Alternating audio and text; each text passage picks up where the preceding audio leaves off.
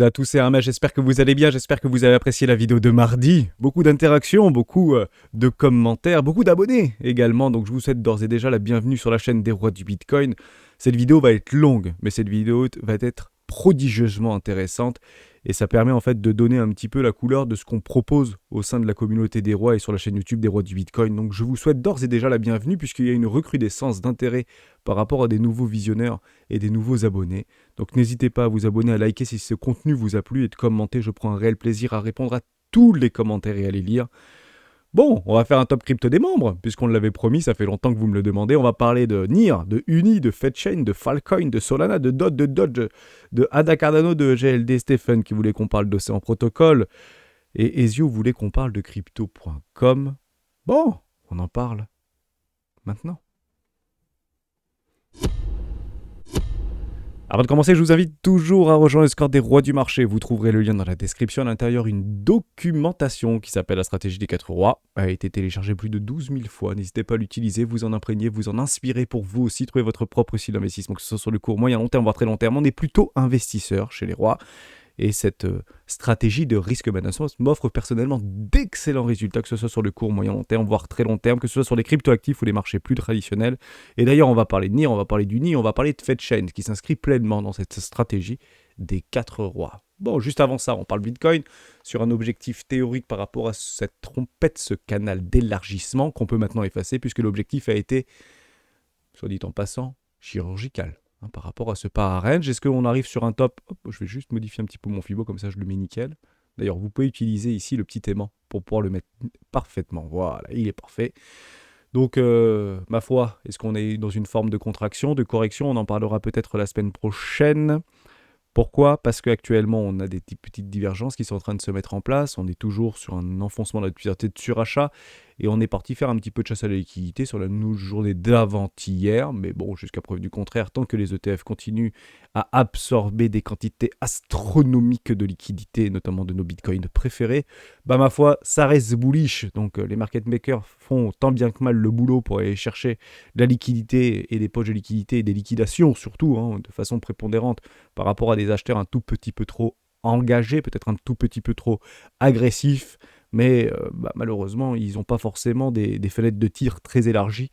C'est généralement dans la journée, c'est généralement lors des événements de liquidité, notamment sur les ouvertures de Wall Street, etc., où ils essayent d'aller chercher la liquidité parce qu'il y a une contrepartie qui est absolument colossale qui est derrière. Je vous l'explique de façon extrêmement rapide. Un market maker ira toujours diriger le prix là où c'est le plus rentable pour lui et notamment pour les échangeurs. Ils sont payés pour les échangeurs pour apporter cette liquidité-là. Donc s'il y a besoin d'aller liquider des longues, et que ça a été fait d'ailleurs hier, partez du principe qu'il y a une contrepartie derrière, notamment sur les ETF au compte en Bitcoin, qui agrège et mange, capture littéralement tout le supply disponible, et ça coûte extrêmement cher en fait au market maker de faire descendre le cours, il faut le comprendre comme ça. Maintenant on voit que ça range un petit peu, donc il y a une réelle aussi contrepartie vendeuse, ici on le voit très bien, notamment du côté de Bitfinex, sur cet échangeur de Wells, d'institutionnels, de smart money, on pourrait les appeler comme ça, ou de big boys si vous voulez, où actuellement ils prennent des profits de façon extrêmement massive, notamment sur ces ATH, puisque on a passé l'ATH sur quelques échangeurs qu'on regarde quotidiennement. Donc cette contrepartie est présente, donc ça coûte extrêmement cher au market maker, et généralement il y a deux façons de faire capituler les gens, soit par le prix, soit par le temps. Donc je me positionnerai notamment sur des puts que je cherche depuis quelques jours maintenant. J'en vois un qui commence à se présenter devant moi, mais je vous en parlerai plus la semaine prochaine. Je pense qu'on a tranquillement le week-end à passer avant de voir éventuellement des opportunités ou des conditions se confirmer. Donc une forme de consolidation et éventuellement un petit breakout pour aller chercher beaucoup plus bas. Je rappelle qu'un marché peut retracer de moitié en moitié mois de temps. Si on prend depuis les bottoms de marché jusqu'à cette moitié, c'est extrêmement simple. Ça donnerait à peu près octobre 2024. Alors ce qui est très très drôle, voilà, octobre 2024. Dans notre scénarisation, dans notre chronologie, dans notre temporalisation de la cyclicité du Bitcoin, on avait annoncé chez les rois un nouvel ATH pour octobre 2024. Octobre-novembre 2024. Bon, il est censé être constaté qu'on l'a fait bien avant. Donc c'est juste formidable. Maintenant, on peut aussi partir du principe que les échéances que nous attendions tous et qui ont eu un impact beaucoup plus important qu'on ne l'attendait vis-à-vis des ETF, a propulsé le Bitcoin sur les ATH. Maintenant, est-ce que ça veut dire qu'on ne peut plus retracer? Bien évidemment que oui, qu'on peut retracer. Quand les gens auront fini d'acheter, à un moment donné, il y aura peut-être plus de vendeurs que d'acheteurs, et à ce moment-là, le prix baisse. Et pour que le prix baisse, il faut des vendeurs. Mais pour avoir des vendeurs, il faut que le prix baisse, bien évidemment. Donc actuellement, on ne le time pas, mais il est probable qu'on soit, d'ici octobre finalement, à la moitié de ce magnifique mouvement, ce qui nous renverrait aux alentours des 42 000 $. 42 000 $, je fais tout simplement un tout petit ricochet par rapport aux prédictions de JP Morgan, qui estime un Bitcoin juste après l'halving ou post-halving aux alentours des 42 000 $. Donc je ne lui tends pas la main, mais c'est juste une similitude, si vous voulez, une confluence. On l'utilise beaucoup sur la chaîne Nero de Bitcoin, et ça fait partie d'une confluence supplémentaire, tout simplement. Donc je ne vais pas parler plus que ça, par rapport à ce qu'on est en train d'observer. On pourrait aller faire un petit tour du côté des options, etc. Donc elles sont toujours disponibles et visibles, bien évidemment, notamment du côté de Deribit. Actuellement, pour fin mars, on peut le jouer, et personnellement, je vais tenter de le jouer, parce que j'aime bien prendre des puts, moi, sur les 15-25 jours. Donc on s'y rapproche de façon assez dangereuse de ces fameux 20-25 jours actuellement, sur un max paying price à 47 000 $ et un strike price aux alentours des 65 000 $. Donc nous y sommes sur ce strike price. Je rappelle que si on rentre en tendance, l'objectif c'est d'aller dégommer ces strike price, donc 65 000 et pourquoi pas 70 000 sur le courant de juin. Bon, maintenant on a des énormes expirations par rapport à mars. Ces expirations seront renouvelées très probablement pour la fin du trimestre prochain, donc juin, puis à ce moment-là septembre, et puis à ce moment-là 27 décembre 2024. Donc est-ce qu'on peut les jouer? Ça se joue bien évidemment, mais il faudra bien sûr attendre beaucoup plus de confirmations. J'en utilise 3 personnellement, notamment le RSI, le Price Action. Ça peut utiliser aussi le MACD et également la volatilité induite, bien évidemment, ou des catalyseurs externes par rapport à la Fed ou par rapport à l'emploi, parce que demain vous avez l'emploi notamment du taux de chômage américain, donc ce sera des choses qui seront extrêmement catalysantes. Vous avez la croissance et vous avez éventuellement le pivot de la Fed qui, historiquement parlant, n'est pas forcément très bullish, jusqu'à preuve du contraire, puisque souvent les pivots sont subis et sont contraints par la Fed, tout simplement. Donc cesse de parler de tout ça, vous avez tout sous les yeux, on en parle très régulièrement. On va tout simplement commencer le top crypto. Mais juste avant, bien évidemment, on continue à implémenter des quantités astronomiques par centaines de millions de dollars du côté des ETF. Ici, j'ai le 5 mars, vous le trouverez sur BitMEX Research. Je l'utilise directement sur Twitter personnellement. 648 millions de dollars supplémentaires. C'était avant-hier et hier, 332 millions de dollars supplémentaires. Ma foi, tant que ça continue à être noir ici, ce qu'on pourrait même transformer en vert, voire vert fluo, et honnêtement, j'appuie pas sur le bouton put actuellement ou le bouton short, et certainement pas debout sur la table, bien évidemment. Donc on profite du spectacle, et ce spectacle, on est en train de le vivre sur nos cryptoactifs préférés, et c'est juste formidable de l'observer. Dès lors, on va regarder. Donc objectif atteint, j'efface ça, comme ça, et puis on pourra éventuellement dédoubler, décupler nos para-range, donc tout ça. Voilà, objectif atteint, on aurait pu aller chercher un peu plus bas, j'avais une target sur les 37 000, 38 000 dollars, voire les 32 000 $, elle est toujours, bien évidemment, d'actualité. Pourquoi? Parce que je joue moi les zones de rechargement d'achat. Si vous téléchargez la stratégie des 4 rois, c'est ici potentiellement que sur Bitcoin, on pourrait venir recharger. Vous savez, c'est impossible, ça arrête de dire n'importe quoi, on n'ira jamais. Je ne connais pas l'avenir, mais partez du principe que dans les deux cas, ce sera considéré pour moi comme une opportunité. Soit ça monte et ça explose et je vends et je prends des profits lorsqu'ils se présentent, soit malheureusement il y a des catalyseurs qui sont plutôt baissiers, puisqu'aujourd'hui Bitcoin est considéré comme une valeur technologique, qu'on le veuille ou non, c'est extrêmement technologique. Et c'est comme ça que les investisseurs et les spéculateurs, notamment les institutionnels, le considèrent. Donc s'il y a Apple, Microsoft, Amazon ou Nvidia qui prennent une cartouche derrière la tête parce que la Fed, il y a quelque chose qui se brise dans la macroéconomie, partez du principe que Bitcoin ne fera très probablement pas exception, quelle que soit la philosophie ou le narratif qu'on lui a promis. Évidemment. N'essayons pas de timer le marché, ça reste extrêmement haussier. Dans des très grosses time frames, c'est violemment haussier. Donc jouons bien évidemment plutôt la hausse ici. Mais si on venait à chercher éventuellement une zone de rechargement d'achat moyen terme, court terme, je m'y positionnerai de façon allègrement, tout simplement. Bon, on commence sans plus attendre avec une première crypto que je voulais vous montrer, c'est NIR Protocol. Pourquoi NIR Protocol? Parce que j'ai pris un 110%. Tout simplement, donc ça permet de faire une petite résonance par rapport à la stratégie des 4 rois. Donc investissement 1 ici dans une zone première classe, investissement 2 sur des poches de liquidité complètement logiques. On l'avait beaucoup parlé de ça depuis les mois précédents. 110% complètement validé, ok. Maintenant, c'est extension de Fibonacci pour aller chercher des extensions assez foudroyantes. Donc 34 $, puis éventuellement soit 50 $, voire 65 $ sur des extensions de Fibonacci. Je vous le mets en 1000 au niveau de ces extensions de Fibonacci. Je prends les bottoms, j'irai prendre les tops précédents. On fera des corrélations directes par rapport à la capitalisation, mais pas forcément sur NIR protocole. Je vais le prendre ici et je vais le prendre juste là. Ici, donc vous connaissez la règle chez les rois, tous vos zéros, jusqu'à preuve du contraire. Et on va chercher ces extensions de Fibonacci. Donc take profit 1, 618. La petite box 1 par rapport à ces extensions. Extension 2, copier-coller, hein, c'est pas très compliqué. Hop, comme ceci, on va chercher une extension numéro 2, donc exit 50 également. Et ici, exit 50. Ce qui donnerait à peu près une valorisation par rapport aux investissements 1 et 2 de x6, x7 environ. Voilà, donc si vous ne prenez pas de profit intermédiaire, vous serez entre, je vais dire une bêtise, entre x10 et x20, si vous voulez. Bah, moi, je serais entre x6 et x7, voire x8, parce que c'est vrai qu'on a beaucoup retracé et j'ai plutôt bien pris la petite poche de liquidité comme c'était prévu. J'avais 2 autres investissements, voire doubler mon investissement. Je ne l'ai pas fait. Partez du principe que les V-bottoms sont menés à être retestés jusqu'à preuve du contraire. Donc on pourrait très bien aller chercher sur ce premier arrêt. Puis les V-bottoms sont menés à être retestés pour derrière faire des magnifiques structures en trimestriel mensuel pour nous envoyer une accélération comme jamais pour début d'année 2025, courant d'année 2025. Et il faudra prendre ce tir-là et on pourrait éventuellement initier du trading spot, ici comme on le fait très régulièrement dans le swing, bien évidemment. Donc ça, c'était côté NIR Protocol. Je rappelle, NIR Protocol, l'idée de départ, c'était de monter ce qu'on appelle la scalabilité, monter en puissance pour augmenter le nombre de façon considérable et de façon simultanée le nombre de transactions.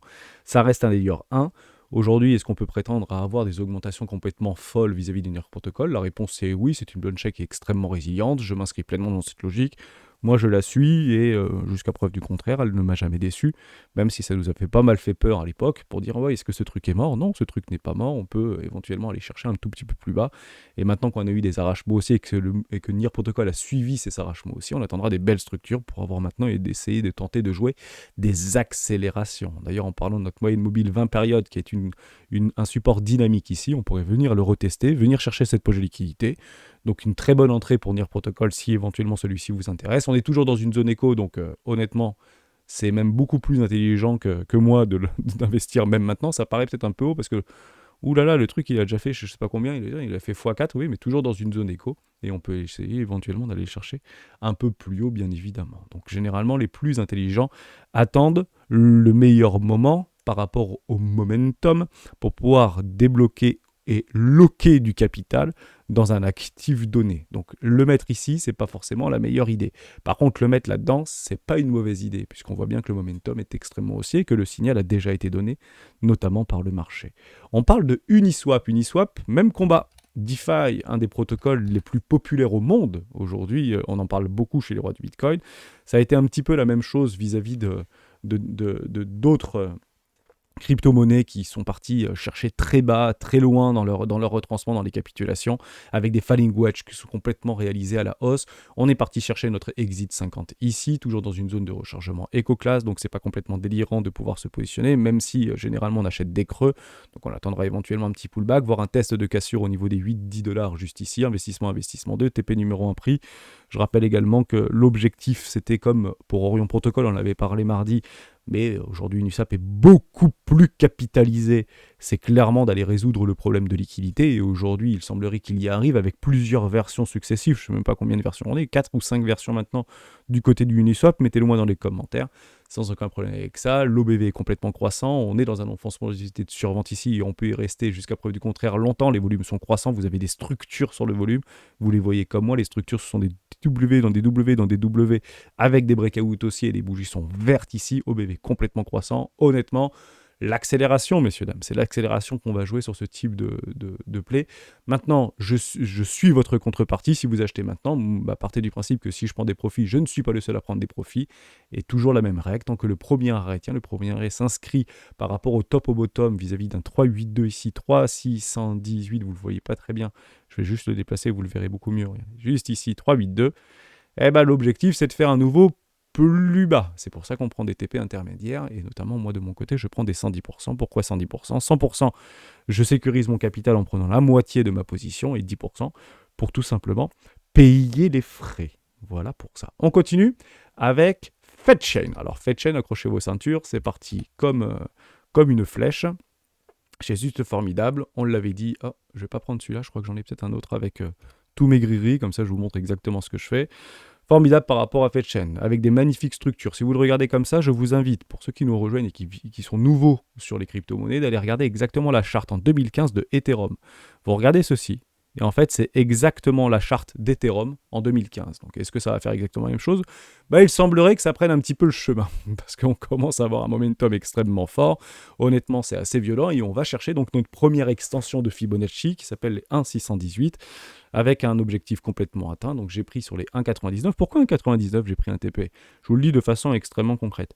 En fait, les algorithmes et les traders, ou les investisseurs, ont l'habitude parfois de se positionner sur des chiffres ronds. Les chiffres ronds sont des actions psychologiques ou des chiffres psychologiques qui fait que c'est extrêmement facile à mettre dans les carnets d'ordre. Donc 2 $, c'est très facile à mettre dans les carnets d'ordre. 3 $ ou 4 $, c'est très facile à mettre dans les carnets d'ordre. 50 centimes de dollar, c'est très facile à mettre dans les carnets d'ordre.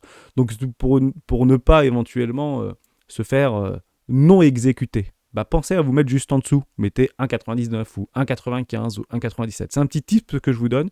Et parfois, vous allez, en cas de chasse un peu violente à la liquidité, par exemple ici, on ne serait pas complètement dingue de s'arrêter par exemple à 2,97 par exemple. Vous voyez, ce serait dommage en fait d'être avec une accumulation d'ordres qui sont actuellement en attente à 3 $. Donc mettez-vous juste en dessous. Et ça permet en fait d'avoir plus de chances d'être fil dans un mouvement de volatilité spéculatif un petit peu trop engagé, tout simplement. Donc on va chercher ces extensions de Fibonacci. J'en ai une ici, j'ai la 2, j'ai la 3e. J'ai un objectif de prix qui est beaucoup plus grand pour FedChain, bien évidemment. On pourrait le voir aux alentours des 10 $, mais ce sera très probablement sans moi à ce moment-là, puisque j'aurai déjà récupéré 80% de ma position. Et je me retrouverai en price discovery à ce moment-là au-dessus de ces objectifs de prix par rapport à ma position initiale. Donc je vous dis une bêtise, je voulais mettre 1000 $ là-dedans, j'ai mis un investissement 1, 250 $.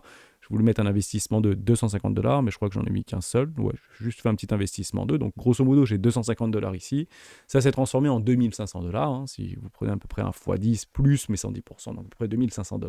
Et puis après, derrière, on peut aller chercher un x2 supplémentaire. Donc vous voyez que le risque management n'est pas forcément très avantageux, donc x100 par rapport à la quantité de dollars qu'il faudra pour alimenter vis-à-vis de ce token-là, il va en falloir beaucoup. J'ai des objectifs qui sont beaucoup plus grands vis-à-vis de la market capitalisation. On en reparlera si vous voulez juste après, mais ça me donnera en fait ma transition.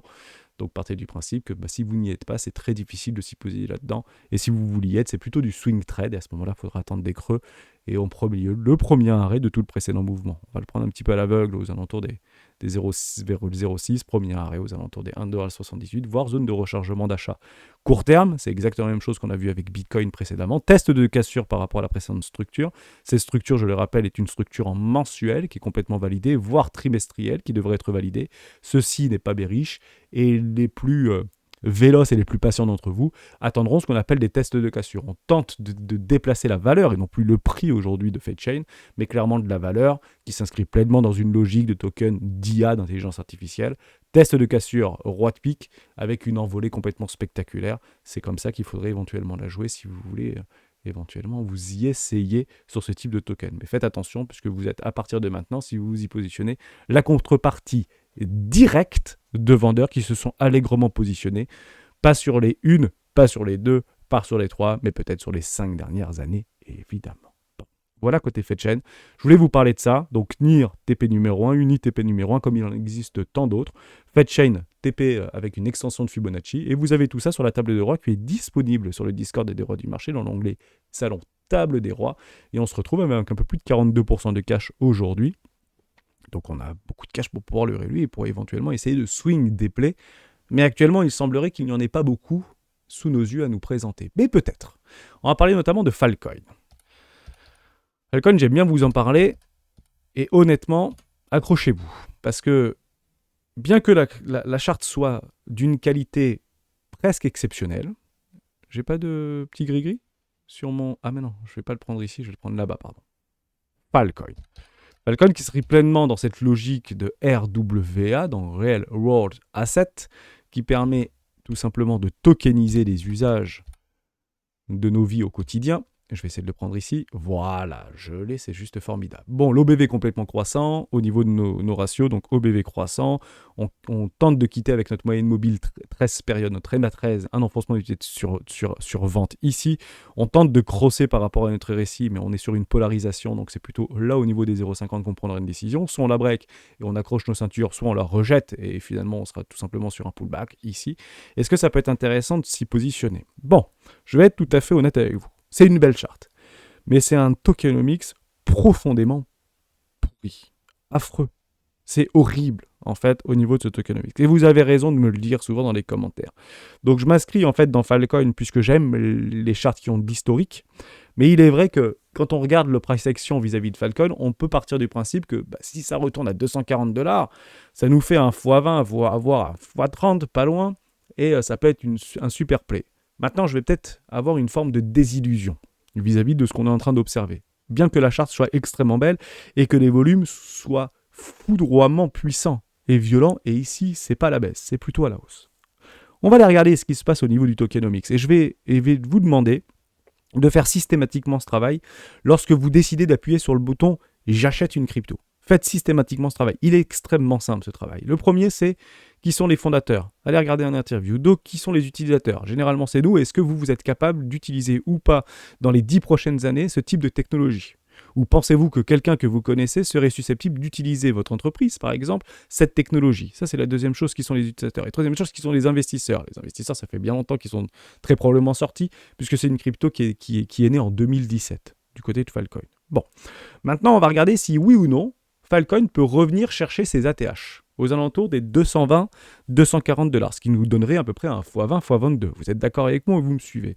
On va aller faire un petit tour du côté du tokenomics. Bon, côté investisseur, côté tout ça, je suis bien sur Filecoin.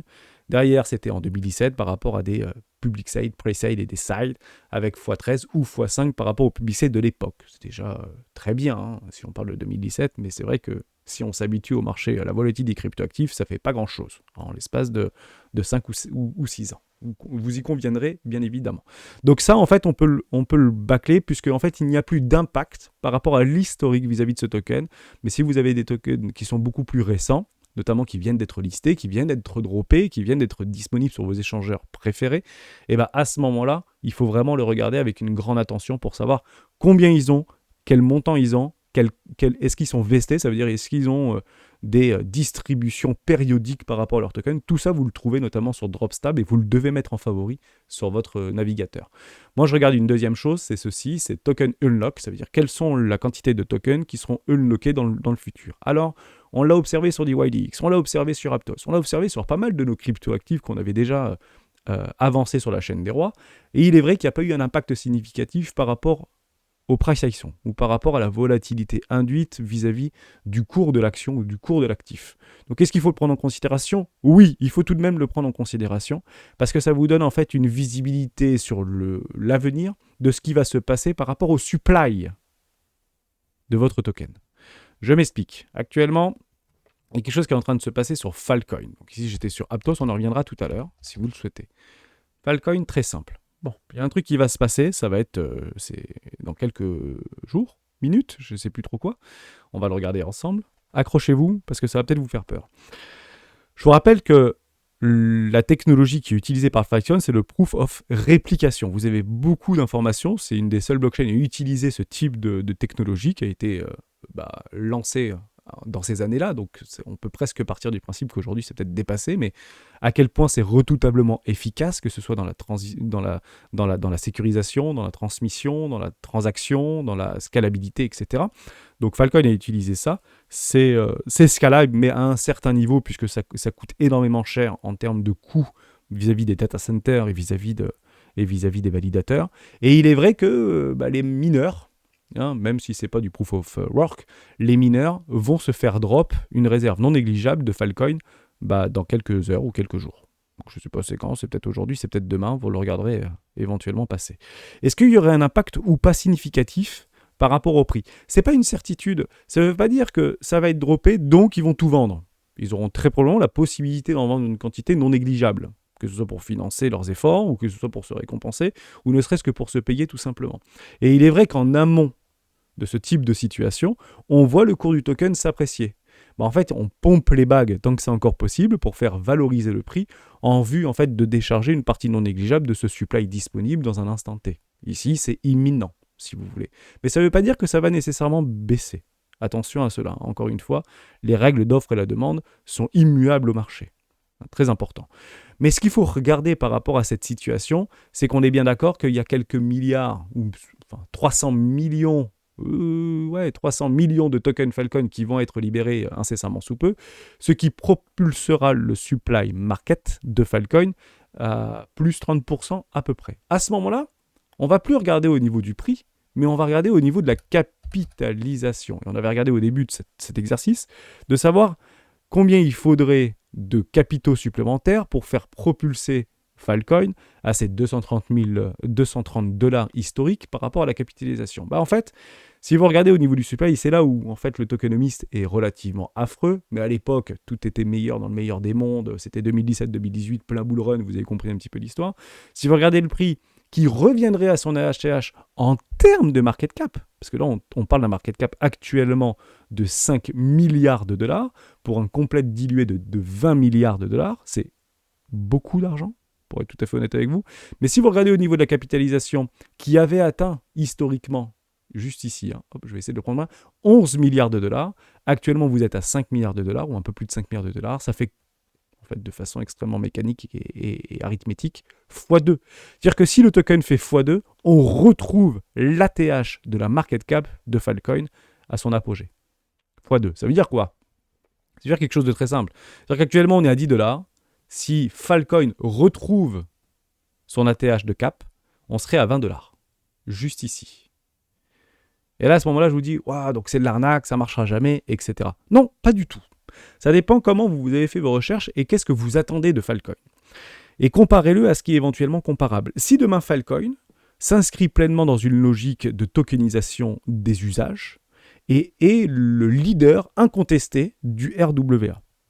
Il y en a d'autres, bien évidemment, mais si celui-ci s'inscrivait dans cette logique, est-ce que oui ou non, sa capitalisation pourrait le faire revenir au niveau de ses ATH, au niveau du price action? Vous allez voir, c'est pas si compliqué.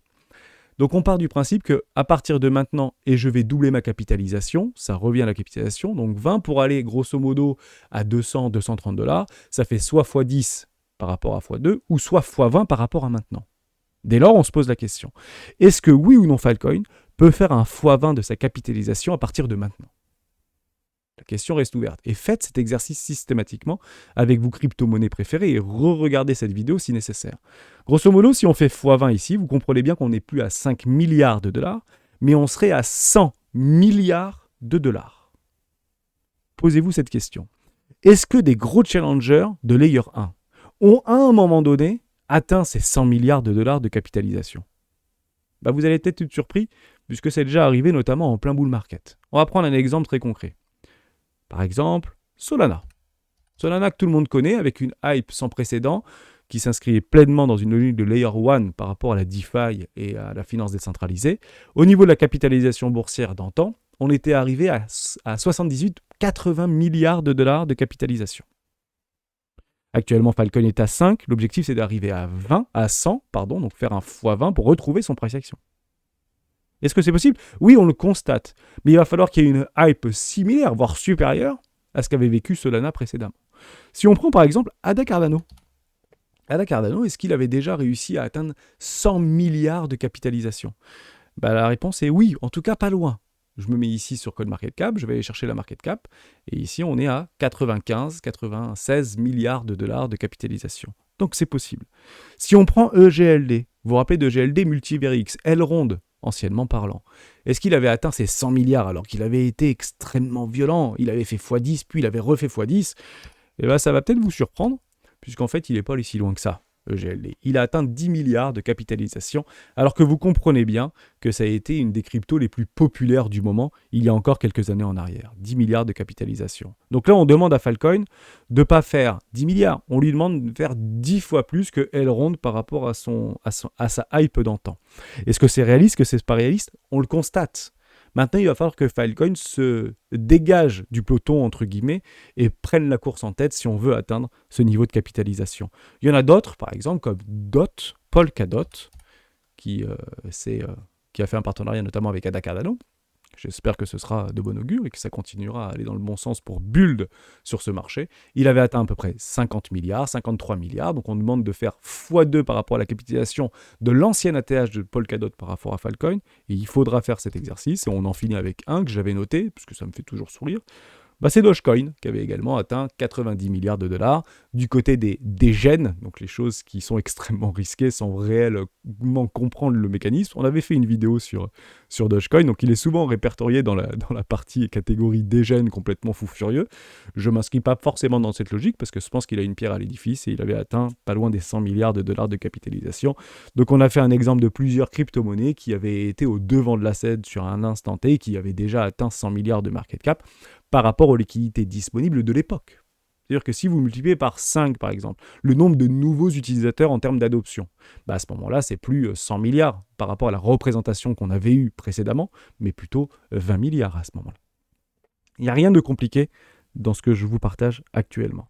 Dès lors, on va essayer de faire un travail pour savoir si oui ou non, il peut avoir une forme de corrélation par rapport à la capitalisation, mais pas forcément par rapport à DOT. Pas forcément par rapport à ADA ou au GLD, mais plutôt par rapport à Ethereum.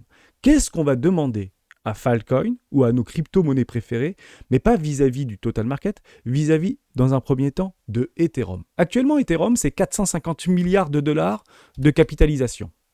On est d'accord avec ça. Donc, grosso modo, voilà, 450 milliards de dollars de capitalisation. Donc, on demanderait ici, à Filecoin, de représenter entre 17 et 20% de la market cap d'Ethereum. Est-ce que c'est déjà arrivé? Est-ce qu'un token est déjà parvenu à atteindre, lors des ATH, puisque ici on peut partir du principe que Ethereum n'est pas très loin de ses anciens ATH au niveau de la capitalisation. On pourrait partir sur 500 milliards pour avoir ses ATH. Au niveau d'Ethereum, je crois que je ne serais pas très loin de la vérité, ce soit dit un peu plus. Allez, 560 milliards. Bon, on va rester sur 500 milliards, ce sera beaucoup plus facile à calculer. On demande donc de faire 20% de la capitalisation par rapport à Ethereum. Mais est-ce que oui ou non, d'autres cryptos ont déjà réussi à atteindre ces fameux 20%? Oui, on l'a vu précédemment. Solana a atteint en fait 20% de capitalisation d'antan au niveau des ATH. DOT a déjà réussi à atteindre 20%. Doge a atteint 20% de la capitalisation d'Ethereum. Maintenant, si on le prend par rapport à la capitalisation du marché total, on n'est plus à 20% à ce moment-là. On serait plutôt à 2%. Et la question à se poser, c'est est-ce que oui ou non, une des cryptos avait déjà atteint 2%, voire plus de la capitalisation totale, Bitcoin inclus? La réponse est oui, et c'est exactement le même mécanisme, tout simplement. Donc voilà ce qu'on demande finalement à Filecoin. C'est d'atteindre 2% du supply total par rapport à l'ensemble du crypto marché. Est-ce que c'est possible? La question, bien évidemment, reste ouverte. Maintenant, on va faire exactement ce même travail vis-à-vis d'une crypto qui est beaucoup plus récente. Et est-ce qu'en fonction de sa capitalisation, est-ce qu'elle peut atteindre 100 milliards ou 1% de la capitalisation totale ou 20%, 10% de Ethereum? Moi, je voulais vous parler d'Aptos, par exemple. Mais vous pouvez faire ça avec n'importe quelle crypto. Vous pouvez faire ça avec Sui, vous pouvez faire ça avec Dab, vous pouvez faire ça avec ce que vous voulez, avec Mantle, vous faites ce que vous voulez. On prend Aptos. Dans la même logique, mais par rapport aux tokens qui vont être libérés dans les 18 prochains mois, entre les 12 et 18 prochains mois. Pourquoi? Parce que ce qu'on regarde à un instant T, sans prendre en compte les nouvelles liquidités qui vont être apportées sur le marché, qu'est-ce que sera ou comment sera représenté le tokenomics de Aptos dans 18 mois? Donc, exemple, à l'été 2025. Ce que chez les rois, on part du principe que ce serait très proche des ATH et très proche des plus hauts sommets du bull run. Donc on va le prendre ensemble au niveau de juillet 2024. Donc on serait aux alentours des 6-7 milliards de tokens qui seront libérés. Actuellement, on est plus près des 3,5 milliards.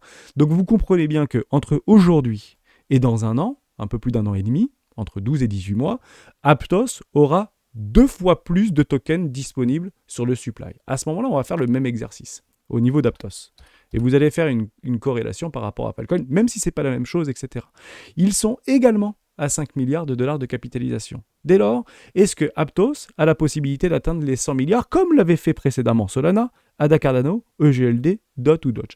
La réponse est oui, puisqu'on l'avait déjà fait. Sauf que là, vous ne verrez plus 5 milliards, mais bel et bien 10 milliards dans les 18 prochains mois. Et on demandera exactement la même chose.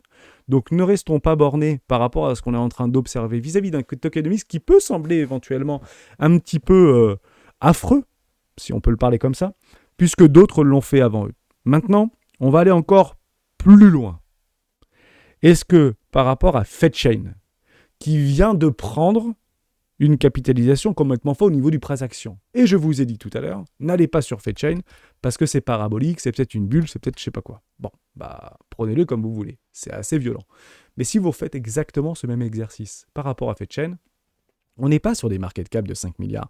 On n'est pas sur des market cap de 10 ou de 20 milliards. On est sur des market cap beaucoup plus limités. 2,5 milliards à l'heure où je vous parle. Alors oui, la hausse est extrêmement importante. On est passé de 200 millions à 2 milliards. Et il faudra regarder le tokenomics de FedChain par rapport à sa durabilité dans les 12 à 18 prochains mois pour savoir quelle est la pression de nouveaux tokens qui vont être alimentés sur le supply. Je ne vous parle pas de cela. Soit dit en passant, il y a déjà 75%, voire 70% des tokens qui ont déjà été libérés, voire un peu plus. Et à partir du principe que c'est plus pour les 100 milliards de dollars si FedChain se décroche littéralement au niveau de l'intelligence artificielle, ça fera plus un fois 10, ça fera plus un fois 20, ça fera très probablement un fois beaucoup plus, bien évidemment. Donc on va le calculer ensemble, ça fait quasiment fois 25, fois 50. Si on le fait 10 fois 5, fois 50, tout simplement, pour FedChain.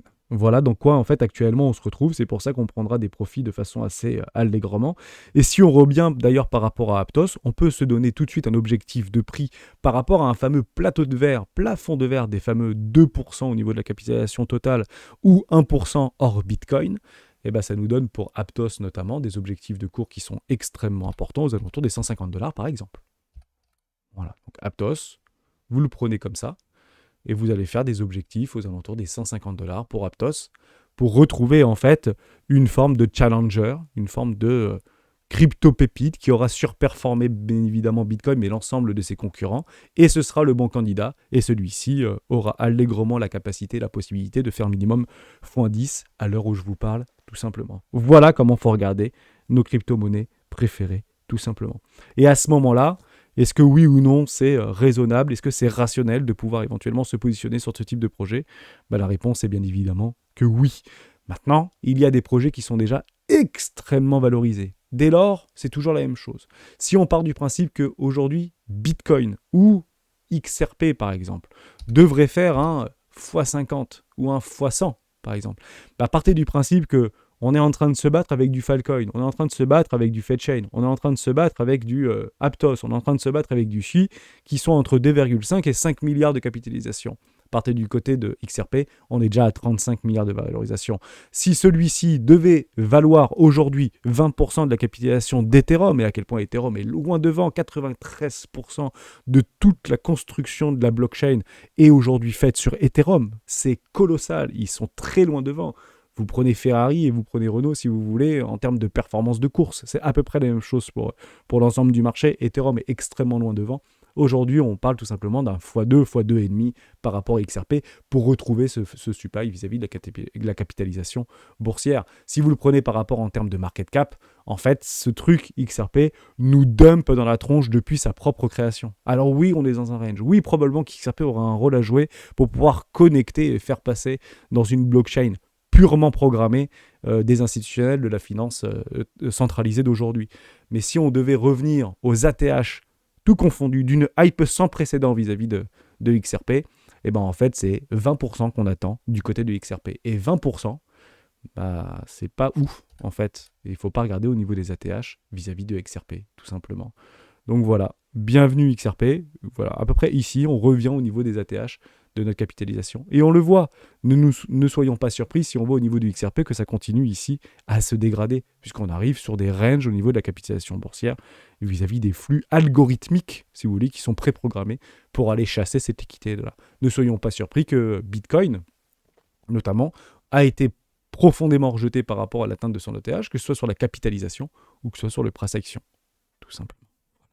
J'espère que je vous ai aidé. On va continuer, même si cette vidéo est longue, c'était vraiment important pour moi de la faire et d'essayer de vous remettre dans cette mécanique de recherche, puisque je sais qu'il y a de plus en plus de nouveaux qui vont arriver sur ce marché et à quel point il est à la fois dangereux et extrêmement émotionnel. L'objectif, c'est de tenter au maximum de rationaliser des idées d'investissement pour essayer d'en avoir la meilleure performance. Si on est là, c'est clairement pour ça, en tout cas tous les nouveaux qui me regardent aujourd'hui, c'est clairement pour ça que vous êtes là, pour essayer de décupler la meilleure performance. Et on va essayer tout au long de l'année 2024 d'aller chercher ces surperformances. Et notre objectif et notre œil de tigre, c'est d'aller surperformer Bitcoin. Et Dieu sait à quel point c'est très difficile de le faire, mais FedChain, jusqu'à preuve du contraire, a réussi et on commence à y réussir sur pas mal de nos titres cryptoactifs préférés. On fera d'ailleurs ce travail, si vous voulez, la semaine prochaine, pour savoir au niveau des nouveaux ATH, est-ce que oui ou non le portefeuille d'Hermès a réussi à surperformer. Bon, je vous spoil, la réponse est non. J'ai pas réussi à performer. Vous le voyez de façon assez simple au niveau de la dominance de Bitcoin. On finit sur deux cryptos. OCO Protocol, avec grand plaisir, qui a été créé d'ailleurs en 2017, qui s'inscrit dans cette même logique de Real World Asset, donc des RWA, à l'instar de Filecoin. Mais là, on ne parle plus d'un token qui fait 5 milliards de dollars de capitalisation, mais plutôt 600 millions de capitalisation. Dès lors, les coefficients multiplicateurs sur ce type d'assets sont foudroyants, sont extraordinairement élevés.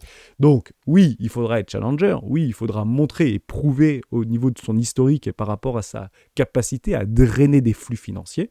Mais oui, sans aucun problème, on atteint presque les ATH au niveau de la capitalisation boursière, au niveau de Océan Protocol. Il y a eu ce fameux plafond de verre aux alentours des 751 milliards de valorisation par rapport au supply disponible d'Océan. Aujourd'hui, on parle de près de 40% des tokens qui ont été libérés. Est-ce qu'on peut continuer à grinder et on peut continuer à exploser vis-à-vis de Océan Protocol?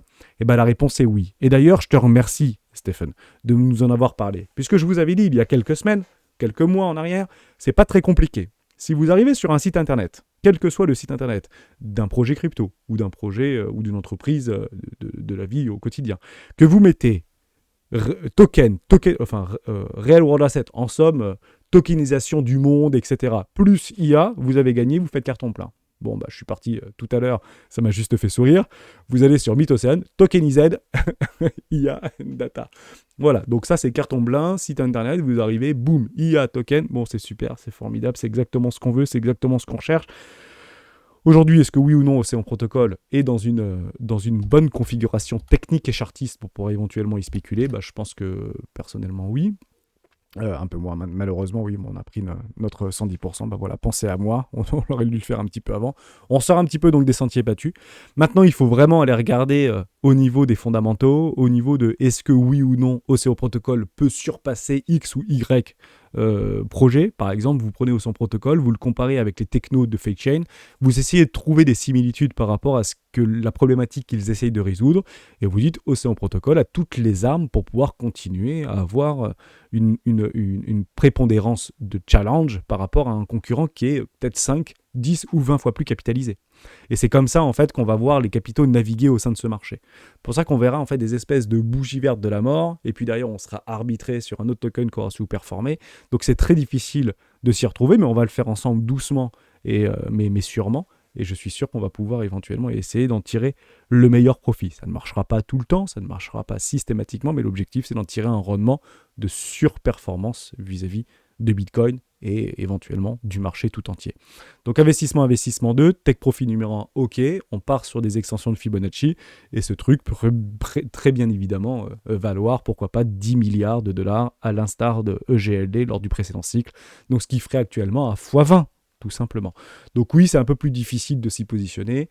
On peut éventuellement partir du principe que nous avons les structures, notamment mensuelles, qui ont été confirmées. Confirmation, ici on a l'accélération. Bon bah, roi de pique. Le roi de pique est toujours le plus ardu, toujours catalysé par une news extrêmement violente, mais généralement c'est la meilleure opportunité pour pouvoir bloquer un capital dans un minimum de temps donné, pour faire la meilleure performance par rapport au timing, tout simplement. Donc regardez ces cryptos-là, faites vos recherches fondamentales, sélectionnez-en 10 et je vous donnerai un top crypto 2025 que je vais pondérer de façon équidistante. On le mettra, je vous fais une watchlist. Ce top crypto 2025, ce ne sera pas le mien, ce sera celui de la communauté, de plusieurs semaines, plusieurs mois de recherche à sélectionner les meilleures crypto-pépites depuis maintenant plusieurs mois en arrière. Je vous ferai une watchlist qui sera sur une dizaine, quinzaine grand maximum de crypto-monnaies, quelle que soit la configuration graphique vis-à-vis du token. On la pondérera de façon équipondérée pour essayer d'en tirer la meilleure performance et de surperformer Bitcoin, tout simplement. Eric, tu voulais qu'on parle de CRO? Bon, on en a quand même beaucoup parlé, mais on va le faire très rapidement. On n'est plus à 5 minutes près, ça fait 1 heure qu'on papote. Et bien avec grand plaisir de parler de CRO. Je rappelle cette idée, et on avait fait ce live dans cette logique vis-à-vis des tokens d'exchange pour éventuellement en profiter vis-à-vis des services. Alors, Chrono de crypto.com. Alors, Chronos de crypto.com, il n'y est pas.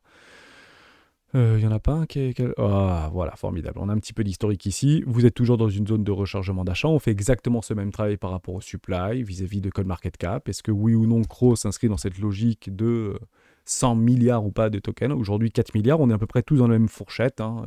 L'ensemble, quasiment tous les tokens ont été libérés. Je ne crois pas que le supply est maximal sur crypto.com. Vous le regarderez éventuellement. On peut revenir, en fait, aller chercher assez aisément les 20 milliards de dollars de capitalisation. Actuellement, on est à 5. Ça fait à peu près du x4 par rapport à Chronos.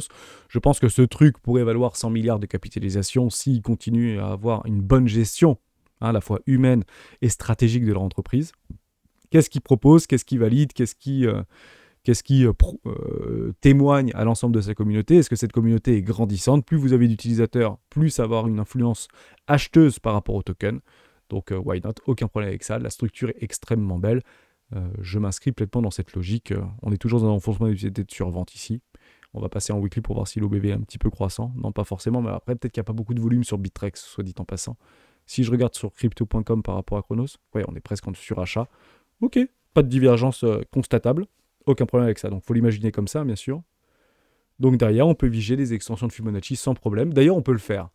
Vous vous rappelez qu'on avait parlé de ces fameux 100 milliards de capitalisation, alors qui correspondrait à 20% au niveau d'Ethereum. Et parti du principe que si Ethereum passe à 10 000, ça correspondrait à 10. Donc à ce moment-là, on pourrait même le multiplier par 2 pour aller chercher des 20%. Mais c'est extrêmement dur d'aller chercher les 20% au niveau... En fait, il y a 5-7 cryptos sur le cycle précédent qui ont réussi à atteindre 20% de capitalisation au niveau d'Ethereum. Mais on peut faire exactement ce même exercice. On va chercher les bottoms, on va chercher les tops ici. Hop, bottom top, tous vos zéros. On le fait un petit peu à la mano, donc je ne prends pas forcément mon aimant. Et on va chercher les extensions. Donc 1,66 de objectif de prix par rapport à Chrono. Ça peut être les 3,64 sans aucun problème. Donc, et maintenant, on va regarder au niveau de la capitalisation ce que ça donnerait. Donc grosso modo, ça ferait du x20. Allez, j'annonce un x20 éventuellement sur crypto.com. Alors, je ne dis pas que ça va arriver. Il y a tellement de parties prenantes et je n'ai pas fait une recherche approfondie. Et personnellement, je n'utilise pas crypto.com. Donc c'est important de bien le préciser. Mais si ça fait un x20, est-ce que par rapport à la capitalisation boursière vis-à-vis de Chronos, c'est ou pas réaliste? Bon, bah c'est pas compliqué, ça ferait à peu près 80 milliards, 90 milliards, tout simplement. Et si vous devez comparer un token natif d'échangeur, bah prenez le meilleur, prenez le plus gros et essayez de taper sur 10% ou 20% du supply qui est actuellement concentré dans ce token-là. Je parle bien évidemment de BNB. Donc combien ça correspondrait? 64 milliards. Actuellement, combien Chronos est vis-à-vis de BNB? Bah, actuellement, ça correspondrait à 7% à peu près. Est-ce que ce truc-là peut valoir 20%? Et BNB, bien évidemment, lui, ne sera plus à 64 milliards, mais sera peut-être très probablement à 400 milliards ou 500 milliards, tout simplement, parce que beaucoup de flux vont arriver sur ce marché. Et c'est clairement ce qu'on attend depuis des mois, voire maintenant pour la plupart d'entre nous, des années. J'espère que je vous ai aidé. Ce crypto des membres était à la fois très intense, mais je pense extrêmement important pour remettre bien des bases saines par rapport à ce qui nous attend. Faites ce travail-là et vous l'avez compris, moins les projets sont capitalisés, plus les projets sont donc risqués, mais plus la performance est démultipliée. C'est toujours la même chose. Et le bon sens voudrait de pouvoir gérer de la façon la plus efficace possible notre risque management. En somme, pensez mettre 1000 $, l'intégralité de mon capital, ou 10 000 $, l'intégralité de mon capital sur Ethereum, et attendre de faire un x100, ce n'est peut-être pas raisonnable. En revanche, essayer de pondérer ou équipondérer sur une dizaine de crypto-monnaies qui aujourd'hui sont entre 1 milliard et 5 milliards de capitalisation dans l'espoir de faire entre un x5 et un x10, c'est déjà beaucoup plus raisonnable. Maintenant, plus le risque est grand, plus la performance est grande. Est-ce que je peux aller chiner des petites cryptos, des petits échanges décentralisés qui font 3 millions, 10 millions, 100 millions de capitalisation, un petit peu à l'instar de FedChain qui, lui, encore il y a quelques temps en arrière, n'était qu'à 200 millions, pour essayer de faire des x10, des x20, des x30, voire des x50, et pourquoi pas des x100? Bah, la réponse est oui, c'est possible. Tous n'y arriveront pas, mais c'est comme ça qu'on arrive à rationaliser un risque dans le temps. Le coup près tombera très probablement en 2025, fin 2025, début 2026. D'ici là, on aura le temps d'en reparler